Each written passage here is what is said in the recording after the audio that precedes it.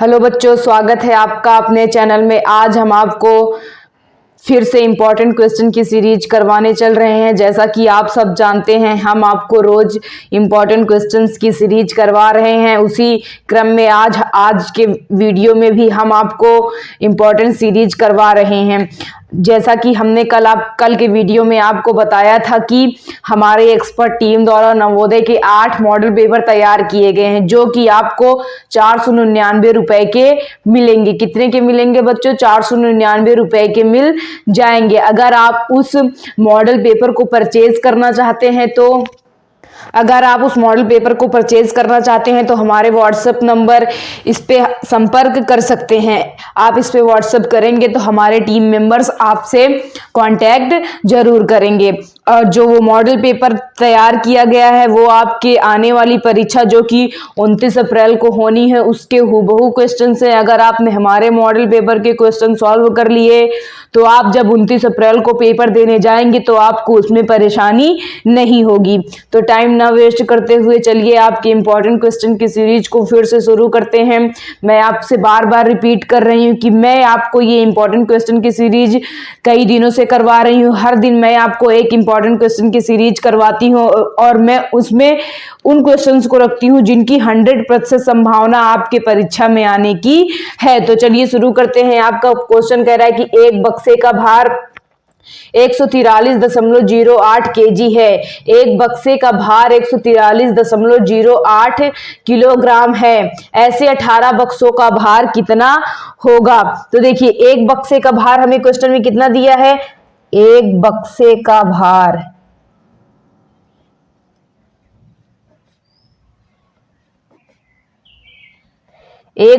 भार हमें क्वेश्चन में दिया है 143.08 केजी। जैसे कि मान लीजिए आपके पास एक बक्सा है और उसका भार कितना है, आपने उसको जब उसका वजन किया तो वो कितना वजन करने पर आया? 143.08 केजी। कितना आया बच्चों? 143.08 केजी आया। उसके बाद हमसे पूछ रहा है कि ऐसे आपके पास 18 बक्से आ जाएं। कितने बक्से आ जाएं? 18 बक्से आ जाए तो उनका भार बताइए। तो देखिए, जब एक बक्से का भार आपका कितना है? 143.08 केजी है, तो ऐसे 18 बक्सों का भार निकालने के लिए क्या करेंगे? ऐसे 18 बक्सों का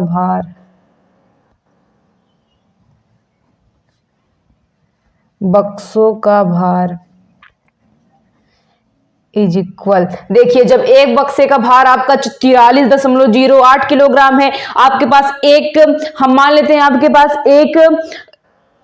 एक वस्तु है जिसका भार कितना दिया गया है आपको? 143.08। और आपके पास वैसे ही कितनी वस्तु आ जाती है बच्चों? 18 वस्तु आ जाती है। कितनी वस्तु आ जाती है? 18। तो जैसे मान लीजिए कि क्या कहते हैं, आपके पास एक टॉफी थी। कितनी टॉफी थी? एक टॉफी। मैंने आपको 3 टॉफी और दे दी, तो आपने क्या कर दिया? जोड़ दिया। तो चाहे आप 143.08 को 18 बार जोड़ लीजिए, चाहे आप 143.08 में क्या कर दीजिए? 18 का मल्टीप्लाई कर दीजिए। जब आप 143.08 में 18 का मल्टीप्लाई करेंगे तो आपको 18 बक्सों को क्या मिल जाएगा? भार मिल जाएगा। तो देखिए, 143.08 गुणे 18 क्यों कर रहे हैं? क्योंकि एक बक्से का भार कितना है? 143.08 केजी और हमसे पूछा कितने का है? 18 बक्सों का पूछा है। कितने का पूछा है? 18 बक्सों का पूछा है। तो देखिए, अतः 18 बक्सों का भार इज इक्वल 18 बक्सों का भार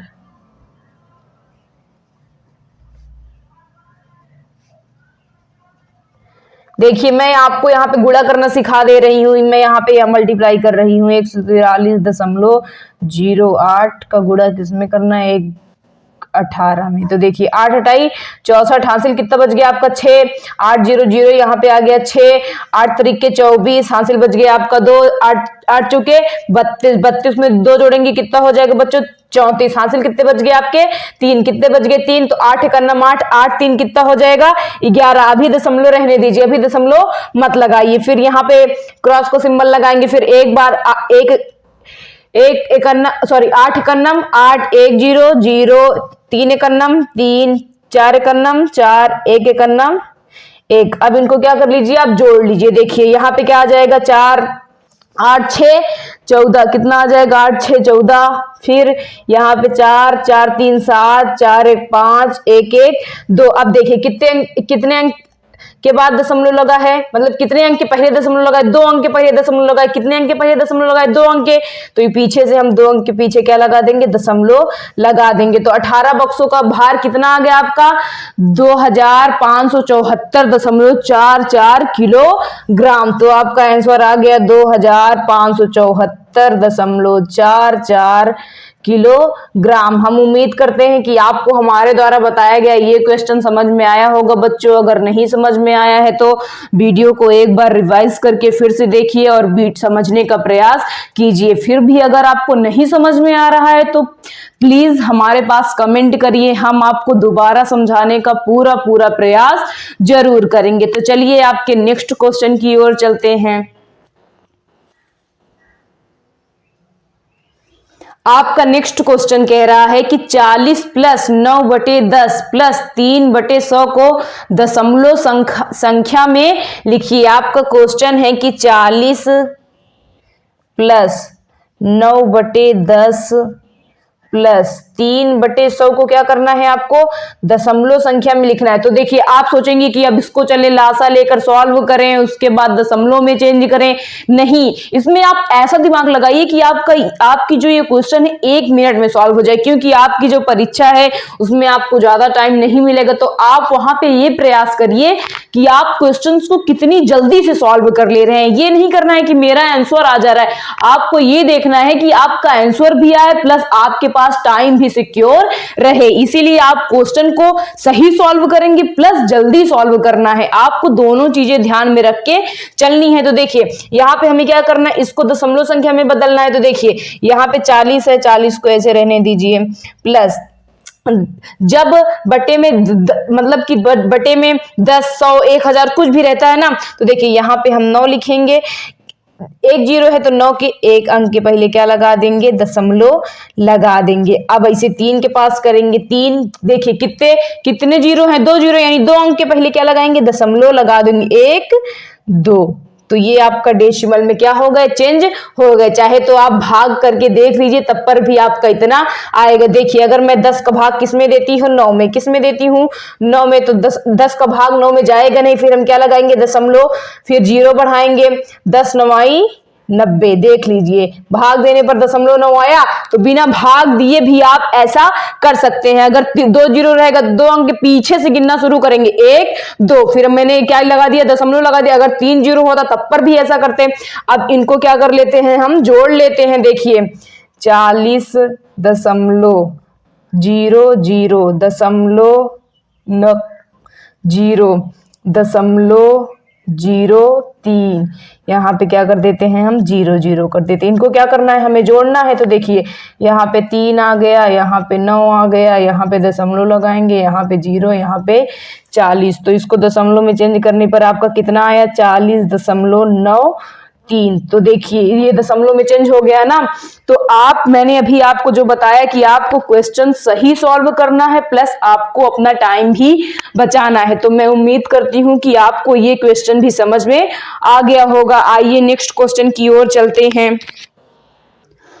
तो बच्चों आपका नेक्स्ट क्वेश्चन कह रहा है कि 2 संख्याओं का महत्तम समाप्त वर्त 7 है और उनका लघुत्तम समाप्त वर्त 210 है।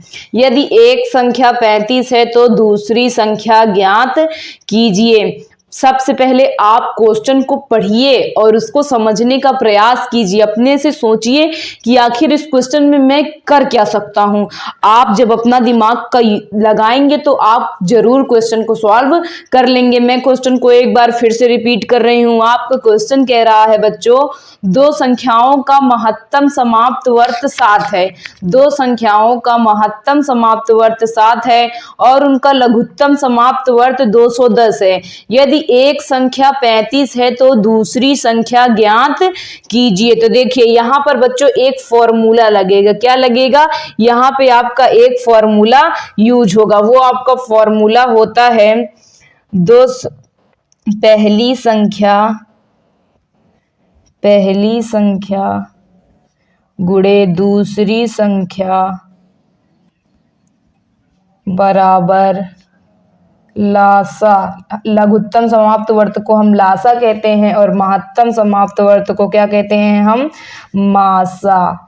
तो देखिए यहाँ पे आपको क्या पता है? पहली संख्या पता है, लासा पता है और मासा पता है। क्या नहीं पता है बच्चों? दूसरी संख्या ही आपको नहीं पता है। तो जो मैं फॉर्मूले आपको बता रही हूँ, आप उन फॉर्मूलों को ध्यान से देखिएगा, क्योंकि ये फॉर्मूले आपकी आगामी परीक्षा के लिए बहुत ही ज्यादा इंपॉर्टेंट हो सकते हैं। तो प्लीज आप इन फॉर्मूलों पर फोकस जरूर कीजिएगा। देखिए आपकी पहली संख्या है कितनी?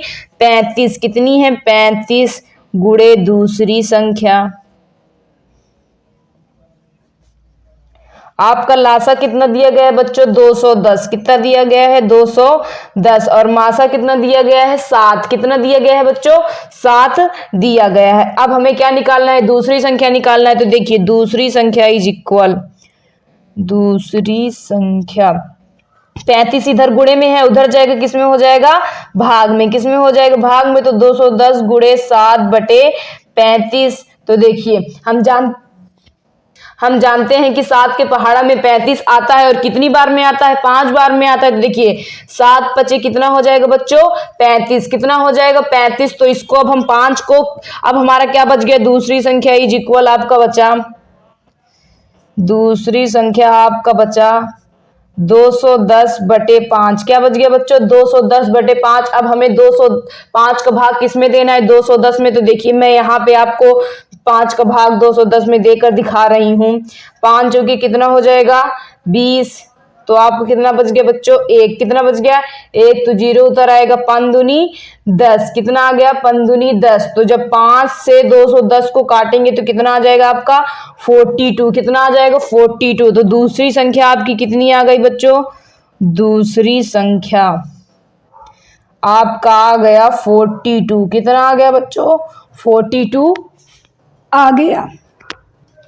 हम उम्मीद करते हैं कि आपको हमारे द्वारा बताया गया क्वेश्चन समझ में आ रहा होगा। हम आपको समझाने का पूरा प्रयास कर रहे हैं, तो आप भी समझने का प्रयास कीजिए। आप अपने ब्रेन का यूज कीजिए और देखिए कि क्वेश्चन में कह क्या रहा है। आइए आपके नेक्स्ट क्वेश्चन की ओर चलते हैं। आपका नेक्स्ट क्वेश्चन कह रहा है कि 754.879 गुणे 12.018 का सन्निकट गुणनफल क्या होगा? सन्निकट का मतलब होता है बच्चों कि ये किसके करीब है लगभग, तो उसको लिख लेंगे जो इसके करीब है। उसके बाद उनका क्या करना है? हमें गुणनफल करना है। तो देखिए जो आपका 754.879 है, ये लगभग, आप जब लगभग लगाते हैं तो ऐसे सिंबल बनाते हैं। कैसे बनाते हैं? ऐसे। तो ये आपके लगभग का सिंबल है। ये जो लगभग है ना, किसके बराबर है? 755 के बराबर है। किसके बराबर है? 755 के। और जो आपका 12.018 है ना, ये लगभग किसके बराबर है बच्चों? ये लगभग आपका 12 के बराबर है। किसके बराबर है? 12 के। अगर 50 डाका होता तो 13 चला जाता, लेकिन 50 नहीं डाका है, इसीलिए किसमें रह गया? 12 में। अब इनका क्या पूछा है? गुणनफल पूछा है। तो देखिए गुणनफल इज इक्वल 755 गुणे 12, 755 गुणे 12 इज इक्वल आपका आ जाएगा 90-60। क्या आ जाएगा बच्चों? 90-60। ये आपका आंसर। अगर आपका 90-60 ऑप्शन में नहीं है तो इसके करीब जो होगा आप उसी पर क्या करेंगे? टिक करेंगे। आप बार बार आंसर को चेक कर लीजिएगा कि हमारा आंसर सही आया है कि नहीं। 1 या 2 बार सवालों को लगाइएगा, तभी आप, जब आपको जो OMR सीट मिलेगी तभी आप उसमें ब्लैक कीजिएगा, क्योंकि आपने एक बार ब्लैक कर दिया तो आप उसको सुधार नहीं सकते। आइए आपके नेक्स्ट क्वेश्चन की ओर चलते हैं। तो देखिए बच्चों आपका नेक्स्ट क्वेश्चन कह रहा है कि राम के पास 5000 रुपए थे। उसने एक कमीज 1550 रुपए में और एक ट्राउजर 2699 में खरीदे, उसके पास कितनी धनराशि बची। आपका क्वेश्चन है, मैं फिर से क्वेश्चन को रिपीट कर दे रही हूँ। क्वेश्चन कह रहा है कि राम के पास 5000 रुपए थे, उसने एक कमीज 1550 रुपए में और एक ट्राउजर 2699 रुपए में खरीदे, उसके पास कितनी धनराशि बची। जैसे आप कुछ खरीदने के लिए मार्केट गए, आपके पास 100 रुपए थे। कितने रुपए थे बच्चों? 100 रुपए थे, जिनमें से आपने 50 रुपए का तो फल खरीद लिया। क्या कर लिया? 50 रुपए का फल खरीद लिया और 10 रुपए की आपने आइसक्रीम खा ली।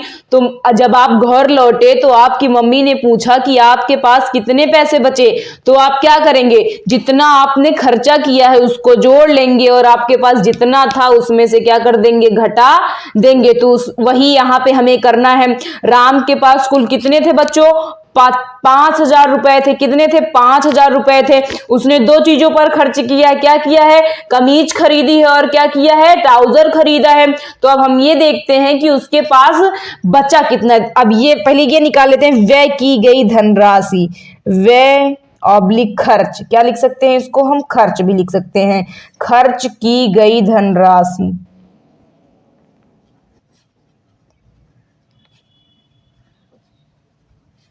कमीज कितने की खरीदी? उसने 1550 की। कितनी की? 1550 की। और ट्राउजर कितने का खरीदा है उसने? 2699 का। इन दोनों को जोड़ लीजिए। क्या कर लीजिए? जोड़ लीजिए। तो देखिए खर्च की गई धनराशि आपकी आएगी, खर्च की गई धनराशि आपका आएगा, देखिए 0 में 9 जोड़ेंगे कितना आ जाएगा? 9 15 में 9 जोड़े कितना हो गया आपका? 14। हासिल कितने बच गए? 1 6 5 11 1 12, हासिल 1 2 1 3 1 4। तो उसने कितने रुपए खर्च किए? 4249 रुपए उसने क्या कर दिए? खर्च कर दिए। उसके पास कुल था कितना? 5000 रुपया था। कितना था? 5000, जिसमें से उसने 4249 रुपए क्या कर दिए हैं? खर्च कर दिए हैं। तो अब ये निकाल लेते हैं कि शेष धनराशि, आखिर राम के पास अभी भी कितना बचा है। शेष धनराशि, शेष धनराशि कुल उसके पास था कितना बच्चों? 5000 रुपए थे। कितने थे? 5000। और उसने खर्च कितना किया है? 4249। देखिए अब मैं इसको यहाँ पे आपको घटा कर दिखा दे रही हूं, इधर बगल में देखिए 5000 में से आपको क्या घटाना है? 4249 घटाना है। तो देखिए ये इससे इसको हासिल देगा, कितना हो जाएगा? वो 10 10 में से 9 गए, कितना बच गया? 1। ये हो गया 9 9 में से 4 गए 5। ये हो गया 9 9 में से 7 2 गए 7। कितना बच गया? 7। और ये हो गया 4 4 में से 4 गए 0। तो शेष धनराशि आपका कितना आ गया बच्चों? शेष धनराशि इज इक्वल आपका आ गया 751 रुपए। कितना आ गया बच्चों? 751 रुपए आ गया। तो राम के पास एक ट्राउजर और एक कमीज खरीदने के बाद कुल कितने पैसे बचे हैं? 751 रुपए बचे हैं। तो आइए आपके नेक्स्ट क्वेश्चन की ओर चलते हैं। आपका नेक्स्ट क्वेश्चन कह रहा है कि एक कार 4 मिनट में 480 मीटर दूरी तय करती है, कार की चाल ज्ञात कीजिए। तो देखिए सबसे पहले हम इस तरह के क्वेश्चन में ये देखेंगे क्या यूनिट्स बराबर हैं कि नहीं। देखिए यहाँ समय किसमें दिया गया है? मिनट में, और यहाँ दूरी किसमें है? मीटर में। तो या तो हम इसे सेकेंड में चेंज कर लें, या तो इसको किसमें चेंज कर दें? हम किलोमीटर में, और इसको किसमें चेंज कर दें? घंटा में। तो क्या सही रहेगी? इसको जो मिनट है उसको हम किसमें चेंज कर लेते हैं? सेकेंड में। किसमें चेंज कर लेते हैं? सेकेंड में। देखिए दूरी आपकी कितनी दी गई है बच्चों? दूरी आपको दिया गया है 480 मीटर। जब तक आप यूनिट्स को बराबर नहीं करेंगे आपका आंसर नहीं आएगा। दूरी आपकी 480 मीटर दी गई है, तो समय निकालेंगे तो समय कितना दिया गया है? 4 मिनट। 4 मिनट को हम किसमें चेंज करेंगे? सेकेंड में। किसमें चेंज करेंगे? सेकेंड में। हम जानते हैं कि 1 मिनट में 60 सेकेंड होता है, तो 4 मिनट में कितने सेकंड हो जाएंगे, 4 गुणे क्या कर देंगे 60, तो 4 मिनट में कितने सेकेंड हो जाएंगे बच्चों, 360 सेकेंड हो जाएंगे। कितने सेकेंड हो जाएंगे, 360 सेकेंड हो जाएंगे। हमसे पूछ क्या रहा है कि चाल ज्ञात कीजिए, क्या ज्ञात कीजिए चाल, तो हम जानते हैं चाल बराबर क्या होता है बच्चों, दूरी बटे समय। क्या होता है, दूरी बटे समय होता है चाल बराबर। तो चाल इज इक्वल, दूरी आपकी कितनी दी गई है बच्चों, 480। कितना दिया गया है, 480, और सॉरी 6 चौके 24, आपका समय कितना आएगा 240। सॉरी जरा सा मैंने गलत कर दिया, तो गुणा करने में कितना आ जाएगा सेकंड, 240 सेकंड, और समय कितना है आपका 240। कितना है बच्चों 240, तो 1 0 से 1 0 कट गया, और 24 से 48 को काटेंगे तो 24 दूना कितना होता है 48। तो चाल आपका आ गया, चाल इज इक्वल 2 मीटर प्रति सेकेंड। तो 2 प्रति सेकेंड वो कितने मीटर जा रहा है, 2 मीटर प्रति सेकेंड कार जा रही है। तो आई होप आपको क्वेश्चन समझ में आ गया होगा। चलिए आपके नेक्स्ट क्वेश्चन की ओर चलते हैं। आपका नेक्स्ट क्वेश्चन है बच्चों, 23 छात्रों में पिकनिक की योजना बनाई। यदि पिकनिक पर 12,995 रुपए खर्चा होता है, प्रत्येक छात्र को कितनी धनराशि देनी होगी। जैसे कि आप किसी विद्यालय में पढ़ते हैं और आपकी कक्षा में कितने छात्र हैं बच्चों, 23 छात्र हैं, और टीचर ने कहीं आपको ले जाने की योजना बनाई और वहां पे कुल कितना खर्च आ रहा है, 12,999 रुपए टीचर ने बताया कि खर्च आएगा। तो आपसे पूछा जा रहा है कि एक एक बच्चे जो है कितना कितना चार्ज देगा। तो आइए वही फाइंड करना है। देखिए पिकनिक पर कुल व्यय कितना हो रहा है, ये लिख लेते हैं पहले। पिकनिक पर कुल व्यय,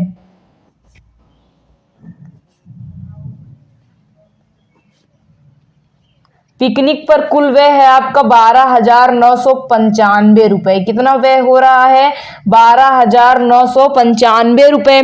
और छात्रों की कुल संख्या कितनी है बच्चों, छात्रों की कुल संख्या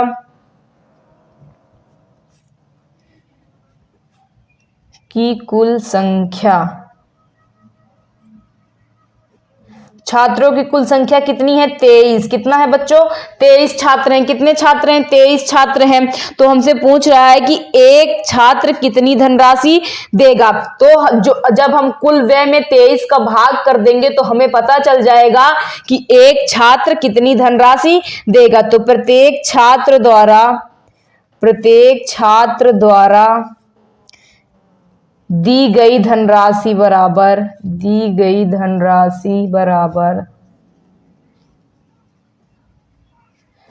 12,995 बटे 23। जब हम कुल धनराशि में छात्रों की संख्या का भाग कर देंगे तो हमें पता चल जाएगा कि एक छात्र के हिस्से में कितना आएगा। तो 23 का भाग हम किस में करते हैं, 12,995 में। किस में करते हैं, 12,995 में। सबसे पहली बार हम कितनी बार ले जाते हैं, 5 बार। कितनी बार ले जाते हैं बच्चों, 5 बार। तो देखिए 23 पंज 3 5 15, हासिल बच गए 1, 5 दूनी 10, 1 11, कितना आ गया 115। तो आपका हो गया ये 4, 12 में से 2 में से 1 गए 1, ये कट गया, तो आप क्या उतारेंगे 9 उतार लेंगे। अब कितनी बार ले जाते हैं, 6 बार। कितनी बार ले जाते हैं, 6 बार। तो देखिए 6 तिरिके 18, हासिल बच गए 1, 6 दूनी 12, 1 13, कितना आ गया 138। तो देखिए 19 में से 8 गए 1 बच गया, 4 में से 3 गए 1 बच गया, फिर हम क्या उतारेंगे 5, ये 1 1 कट गया। फिर कितनी बार ले जाएंगे, 5 बार। कितनी बार ले जाएंगे, 5 बार। 23 पंचे कितना होता है 115, तो कट गया। तो प्रत्येक छात्र के हिस्से में कितनी धनराशि आई बच्चों, प्रत्येक छात्र द्वारा दी गई धनराशि बराबर 565 रुपए। कितने आ गए बच्चों, यानी एक छात्र को कितना रुपए देना है, 565 रुपए देना है अगर जो पिकनिक पे जाना चाहे। तो आई होप आपको क्वेश्चन समझ में आ गया हो। अगर ना समझ में आया हो तो वीडियो को रिवाइज करके फिर से देख लीजिए। तब पर भी ना समझ में आए तो कमेंट करके जरूर बताइए। तो चलिए आपके नेक्स्ट क्वेश्चन की ओर चलते हैं। आपका नेक्स्ट क्वेश्चन कह रहा है कि संख्या 35, 44, 31 में 4 के स्थानीय मानों का योग क्या है। जो आपकी संख्या है 35, 44 और 31 में हमें 4 के स्थानीय मानों का क्या निकालना है, योग निकालना है। तो देखिए बच्चों, 4 के स्थानीय मान निकालने का तरीका होता है 4 लिखेंगे फिर गुणे 1। देखिए 4 के बाद कितने अंक हैं, 2 अंक हैं, तो कितने जीरो बढ़ाएंगे, 2 जीरो बढ़ाएंगे। कितना आ गया पहले वाले 4 का स्थानीय मान, 400। कितना आ गया, 400। फिर दूसरे वाले 4 का भी यही से निकालेंगे, 4 गुणे 4 के बाद अब कितने डिजिट हैं, 3 डिजिट हैं। कितने डिजिट हैं, 3 डिजिट हैं, तो 3 जीरो बढ़ाएंगे। कितना आ गया, 4000। कितना आ गया, 4000। हमसे क्या पूछा, योग पूछा है, तो योग इज इक्वल 4000 प्लस 400। इसको जोड़ेंगे तो आपका योग आ जाएगा 4400। कितना आ जाएगा बच्चों, 4400। ये जो क्वेश्चन है जब आप परीक्षा देने जाएंगे तो बहुत इजी लगेगा आपको, लेकिन जब आप सॉल्व करेंगे तो आपको सॉल्व करने में प्रॉब्लम्स आ सकती हैं। इसीलिए मैं इस तरह के क्वेश्चन की आपको प्रैक्टिस करवा रही हूं। आप हमारे वीडियोस को शुरू से लेकर लास्ट तक जरूर देखिए, तभी आपको समझ में आएगा। और अगर आप चैनल पर नए हैं तो चैनल को सब्सक्राइब जरूर कर लीजिए और बेल आइकन को भी प्रेस कर दीजिए। आइए आपके नेक्स्ट क्वेश्चन की ओर चलते हैं। हाँ तो बच्चों, आपका नेक्स्ट क्वेश्चन है, एक दर्जी के पास 37 सही 1/2 मीटर कपड़ा है और उसे 1 मीटर कपड़े में से 8 टुकड़े करने हैं। इस कपड़े में से कितने टुकड़े किए जा सकते हैं? तो देखिए प्रत्येक टुकड़े की लंबाई कितनी है बच्चों, प्रत्येक टुकड़े की लंबाई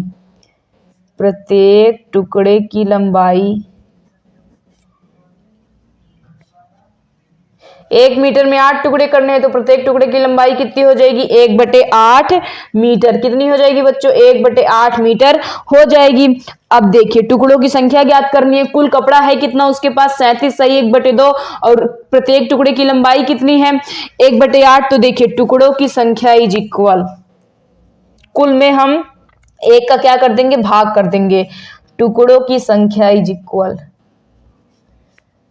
37 सही 1/2 भागे 1/8। इसी को सॉल्व कर लेंगे तो हमारा टुकड़ों की संख्या आ जाएगी। तो चलिए इसे सॉल्व करते हैं। टुकड़ों की संख्या इज इक्वल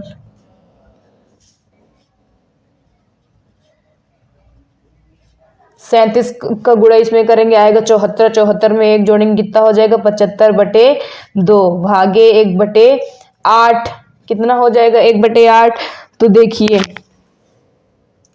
जब भाग को हम गुणे में चेंज करते हैं तो संख्या क्या होती है, पलट जाती है। 1/8 है तो क्या हो जाएगा, 8/1। 8 के नीचे 1 लिखने का कोई मतलब है नहीं। तो देखिए 2 से काटते हैं, 2 चौके 8। तो टुकड़ों की संख्या इज इक्वल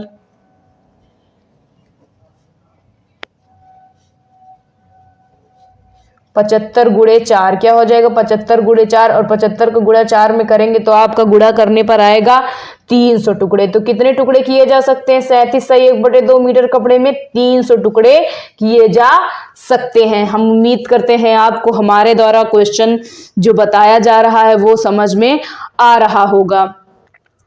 तो आइए आपके नेक्स्ट और लास्ट क्वेश्चन की ओर चलते हैं, जो कि इस सेशन का लास्ट क्वेश्चन है। आपका नेक्स्ट और लास्ट क्वेश्चन है, निम्नलिखित संख्याओं में से अभाज्य संख्याओं का योग होगा। तो हमें यहाँ पे एक संख्याओं की सीरीज दी गई है, इसमें से पूछ रहा है कि अभाज्य संख्याओं का योग बताइए। क्या बताइए, अभाज्य संख्याओं का योग बताइए। तो सबसे पहले हम इसमें अभाज्य संख्याएं ढूंढेंगे। क्या ढूंढेंगे, अभाज्य संख्याएं। तो पहली अभाज्य संख्या आपकी क्या हो गई, 2। दूसरी क्या हो गई, 11। तीसरी क्या हो गई, 17।